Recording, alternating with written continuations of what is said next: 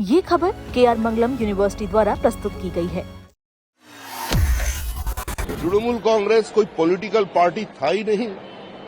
तृणमूल कांग्रेस एक लुटेरा का संगठन बन गया। तृणमूल कांग्रेस का लोकतंत्र के ऊपर कोई आस्था नहीं था। तृणमूल कांग्रेस फेडरल स्ट्रक्चर को डिफाई किया था। तृणमूल कांग्रेस का जो मुख्यमंत्री था, उन्होंने अपने आप को इस देश की प्रधानमंत्री का ऊपर समझते हैं। पश्चिम बंगाल की किसी भी जनता का कोई आग्रह नहीं है। तृणमूल कांग्रेस कोई पॉलिटिकल पार्टी था ही नहीं। तृणमूल कांग्रेस एक लुटेरा का संगठन बन गया। Corruption in Trinamool Congress was synonymous. Trinamool Congress का लोकतंत्र के ऊपर कोई आस्था नहीं था। तृणमूल कांग्रेस फेडरल स्ट्रक्चर को डिफाई किया था।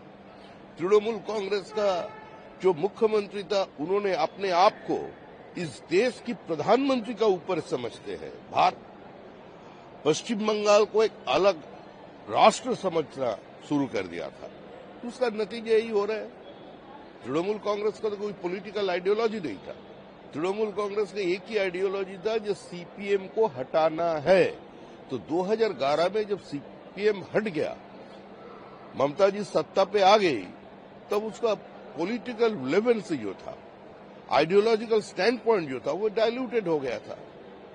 अभी उसका घर का भीतर वो 75-25 हिसाब है, लूटो और बांटो का हिसाब, वो बंद है। सिंडिकेट बंद है। कानूनी व्यवस्था पश्चिम बंगाल में सुधर गए है।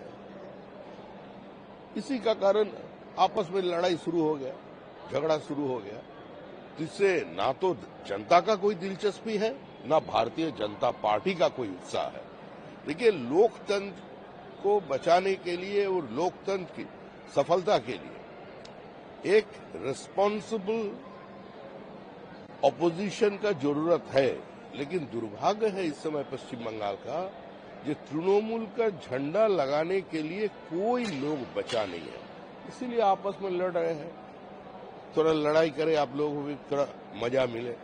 इतना दिन तक तो लोगों को मारा, खून से होली खेला। भारतीय जनता पार्टी को 3 से 21 कार्यकर्ता को मार दिया गया। हमारा बहनों को गैंगरेप कर दिया गया। कैमरा पर्सन को पीटा गया।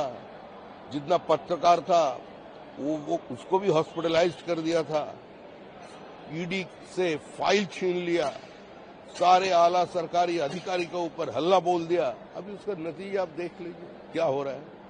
अगर लोकतंत्र में किसी भी जगह ऐसा व्यवहार का कोई स्थान नहीं है।